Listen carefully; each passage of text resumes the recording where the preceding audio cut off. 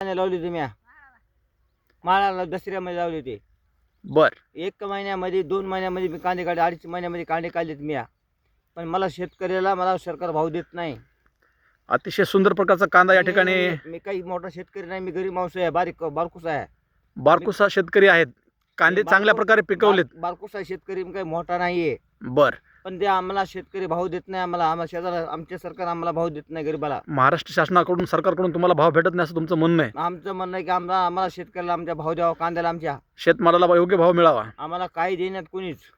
सध्या काय भाव चालू आहे कांद्याला? आम्हाला कांद्याला आता 2,000 1500 रुपये 1600 रुपये 1700 रुपये भाव चालू आहे सध्या. 1700 रुपये भाव गेला तर कांदा परवडतो का? नाही परवडत आम्हाला. किती खर्च केला तुम्ही याला?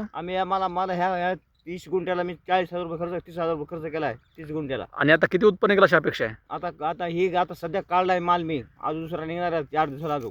निघणार आहे. 4 दिवसाला निघणार आहे. तर मंडळी या ठिकाणी सर्वोत्तम प्रकारच्या कांद्याची लागवड करून या ठिकाणी शेतकऱ्यांनी कांदा काढणी चालू केली मंडळी पाहू शकता. आणि कांद्याला भाव नाही असं त्यांचं म्हणणं आहे. सरकारच्या चुकीच्या धोरणामुळे आयात निर्यात न केल्यामुळे कांद्याला भाव नाही असं त्यांचं म्हणणं आहे.